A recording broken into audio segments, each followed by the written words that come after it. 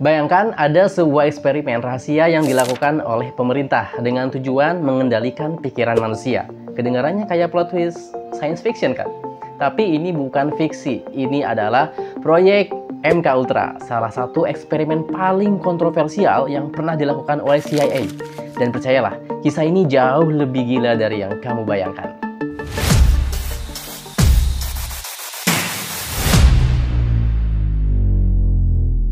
MK Ultra adalah program eksperimen rahasia yang dilakukan oleh CIA dari tahun 1950 hingga 1970-an. Tujuannya untuk menemukan bagaimana caranya mengendalikan pikiran manusia. Program ini dilakukan sebagai respon terhadap Perang Dingin, di mana Amerika takut Uni Soviet punya teknologi cuci otak yang bisa digunakan pada tentara mereka. Eksperimen ini melibatkan ratusan orang, termasuk tahanan, pasien rumah sakit jiwa, bahkan warga sipil yang nggak tahu mereka dijadikan kelinci percobaan. CIA menggunakan berbagai metode, mulai dari hipnosis, isolasi sensorik, terapi kejut listrik, hingga penggunaan obat-obatan seperti LSD. Beberapa eksperimen yang dilakukan benar-benar ngeri loh. Contohnya, dosis LSD diberikan tanpa sepengetahuan korbannya. Para subjek diberikan LSD tanpa mereka tahu. Salah satu korban contohnya Frank Olson, seorang ilmuwan militer yang tiba-tiba dia melompat dari jendela hotel setelah tanpa sadar diberi LSD. Beberapa tahanan dikurung dalam sel gelap dan diberi LSD setiap hari selama berminggu-minggu untuk melihat apakah mereka bisa kehilangan akal sehat ataukah tidak.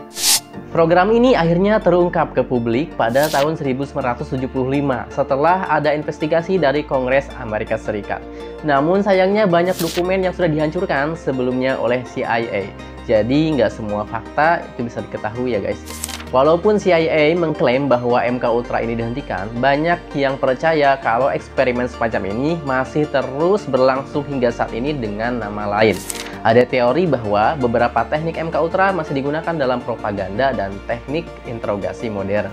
Sejak terungkap, banyak teori yang berkembang. Misalnya, ada teori yang mengatakan bahwa para selebriti itu banyak yang dikendalikan. Ada yang percaya bahwa beberapa artis terkenal adalah korban dari MK Ultra dan menunjukkan tanda-tanda terprogram.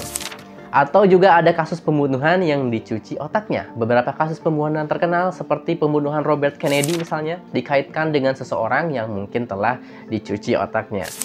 Beberapa ahli percaya bahwa teknik dari MK Ultra ini masih digunakan dalam bentuk lain hingga saat ini.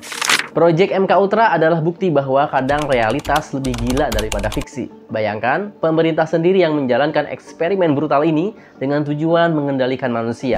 Jika ini pernah terjadi, apakah mungkin ada eksperimen lain yang masih disembunyikan hingga saat ini? Gimana menurut kalian? Apakah MK Ultra benar-benar sudah berakhir? Atau masih ada versi modern yang lebih canggih? Coba tulis pendapat kalian di kolom komentar. Jangan lupa like, share, dan subscribe agar channel ini bisa menambah wawasan kita semua. Sampai jumpa di video berikutnya. Bye-bye.